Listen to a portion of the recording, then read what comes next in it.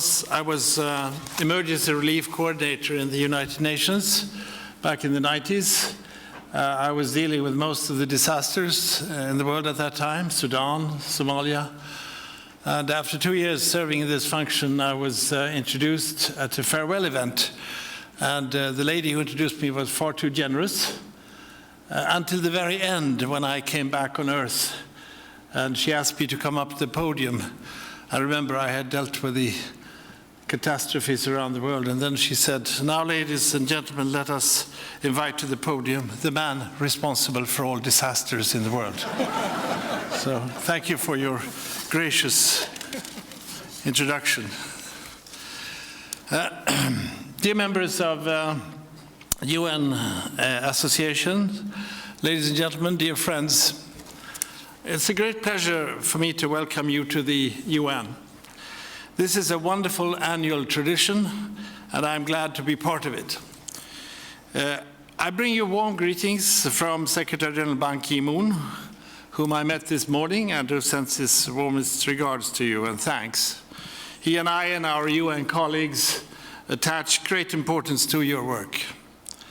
UN associations across the world are among the best supporters and the best allies. You inform people about what we do and why it matters. You explain how our agenda is a people's agenda.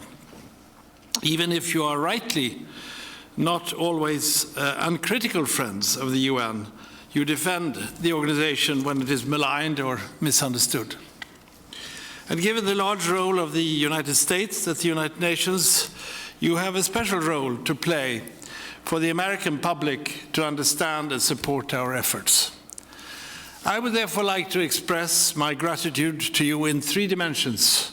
First of all, thank you for what you have done. Secondly, thank you for what you are doing. And most of all, thank you for what you will do in this time of turmoil and in this time of test of international cooperation, multilateralism, and the United Nations. 2 weeks ago, the Secretary General made his annual presentation to the member states, looking ahead to this year and beyond. He noted that this is a time of transition for the world. We see this in the economic area as new powers emerge. We see it in the area of environment and climate as we strive to find a more sustainable path. There may be plans B in certain respects of issues that we deal with, but certainly I would say there is no planet B.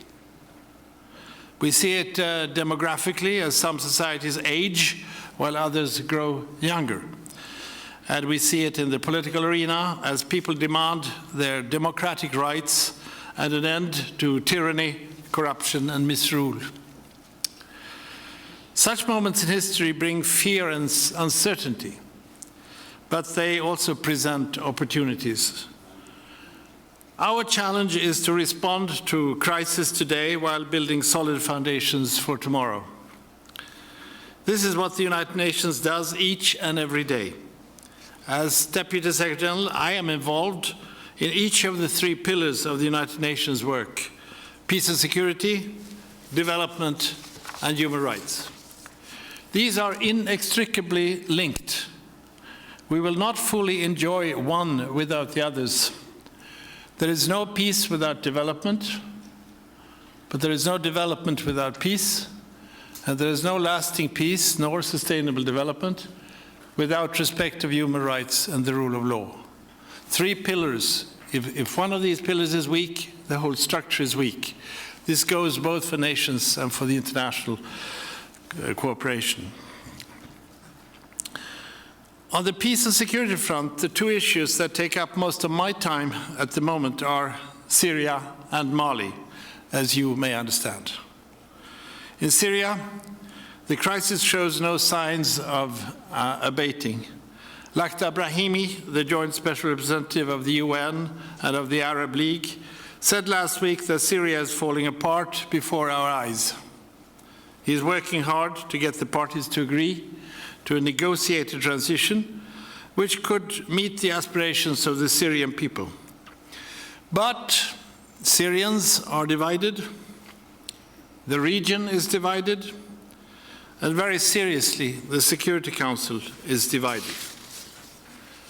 We're also very worried about the humanitarian situation in Syria and in the area.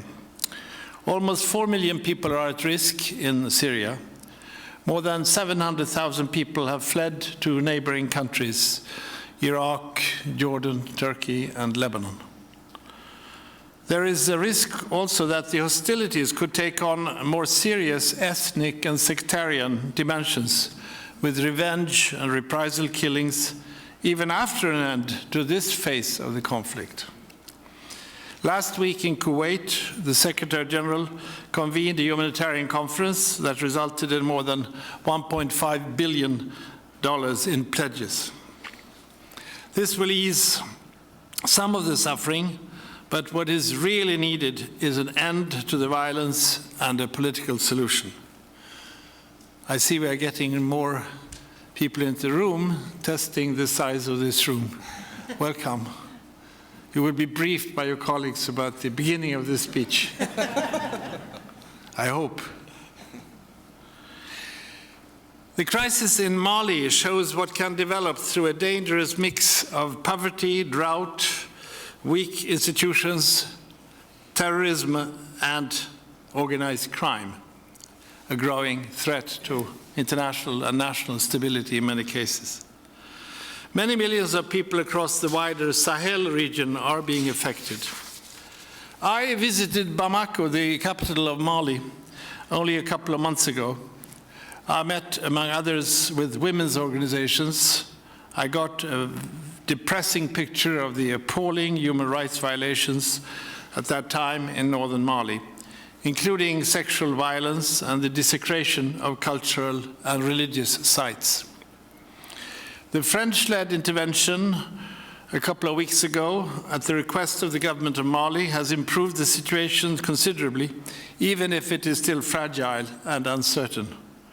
Our main aim is to enable the Malian people to restore constitutional order, respect of human rights, and the territorial integrity of their country. Moving to the development area, our main focus is on accelerating our work towards the Millennium Development Goals as the 2015 deadline approaches. No doubt there has been progress.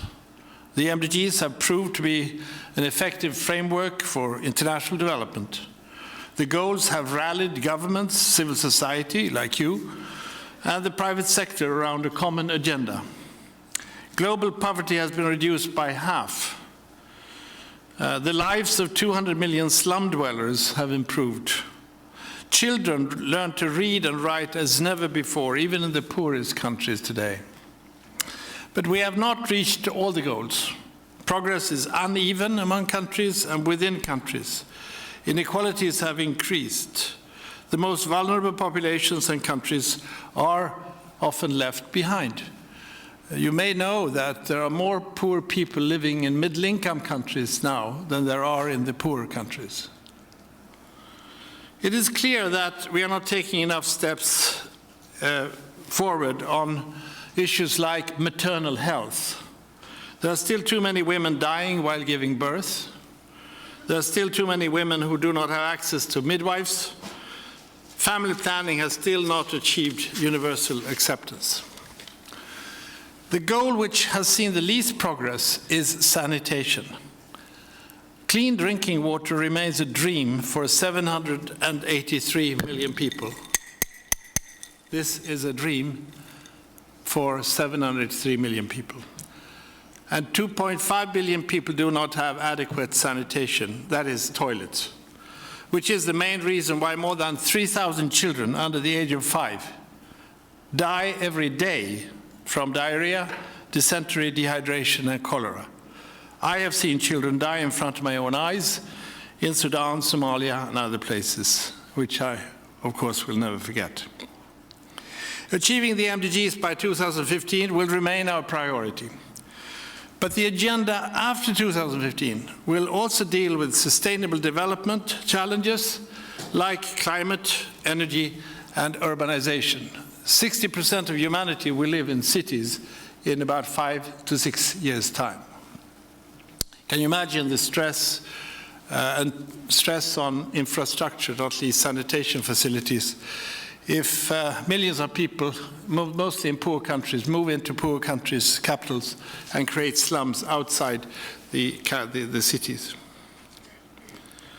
Our objective must be to eradicate extreme poverty in our lifetime, promote equitable economic opportunity for all, and protect the environment. This must be our goal.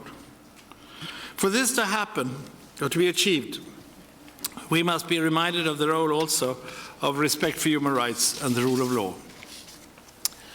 Last September, the General Assembly held its first ever high-level meeting on the rule of law. A far-reaching declaration was adopted, which gives us a new tool, both at the national and international level, to achieve peace and security, development, and respect of human rights. The UN provides active rule of law assistance across the world. We work with police, judges, and corrections officers to develop a functioning criminal justice chain. We focus on land and property rights, which are often the root causes of conflicts. We seek to promote birth registration and reduce statelessness. All this institution building might sound almost bureaucratic, but it has to do with creating the structure that makes peace and security work stable and also creates the vehicles for development. Other human rights issues that will get sustained attention in the year ahead are violence against women and the broader work to promote mutual respect, tolerance, and understanding in a time of polarization and ethnic and religious tensions around the world, and also inside countries, as you know. Dear friends, as you can see, 2013 is shaping up as a very busy and even decisive year for the United Nations. Your Members' Day has brought you here to the halls of diplomacy and international negotiations. But you too are ambassadors in your own right. You are special envoys of the United Nations, representing us in your communities, helping us advance our values and objectives.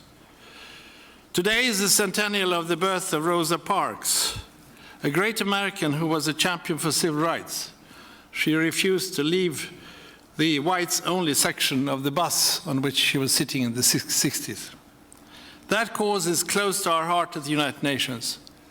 Ralph Bunche, our Nobel Peace Prize-winning international civil servant, was among those who marched with Martin Luther King. In this spirit, let us stand up and show a greater sense of collective responsibility. No one can do everything, but everybody can do something. Thank you again for your dedication. All of us at the United Nations look forward to many more decades of fruitful cooperation with you across this country and across the world to promote the principles and purposes of the United Nations Charter, a document which I always carry in my pocket. Thank you very much.